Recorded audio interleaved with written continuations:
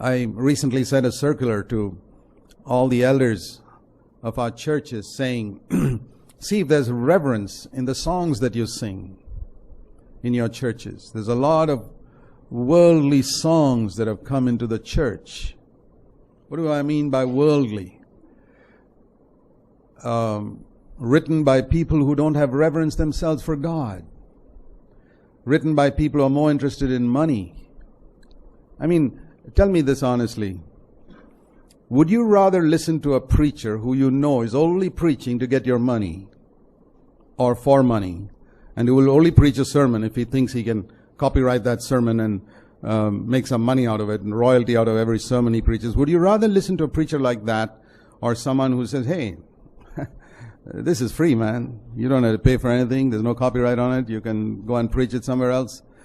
Which of these two do you think would have a word from God? Well, you can, while you're thinking about that, I'll tell you something else. I know clearly which of those two men will have a word from God. Which of these two songwriters would you like?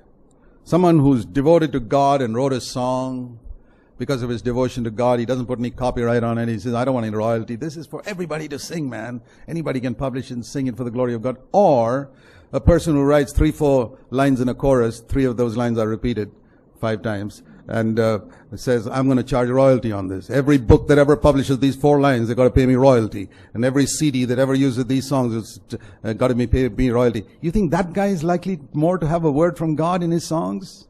You got to be off your head. I'm not off my head. I know who's likely to be more inspired. That's why I like the old hymns written by people who never made money out of it. People like Fanny Crosby and Charles Wesley wrote thousands of hymns and never made any money out of it.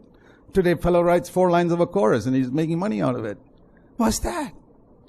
And the other thing, a lot of these sentimental love songs to Jesus, hold me close, never let me go. You don't know who they're singing it to.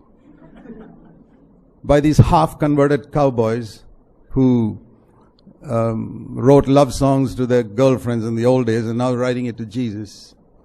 Just see whether there's a spirit of reverence in it.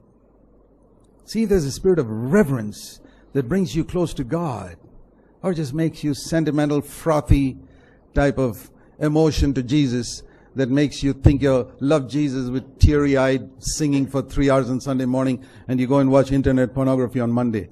Why? That's sentimental rubbish. If you really love Jesus, you'd keep His commandments. He said that. He said in John 14:15, if you love me, keep my commandments. That's reverence. I want to sing songs that have reverence, that bring me close to God on Sunday and keep me close to God on Monday and Tuesday and Wednesday and Thursday.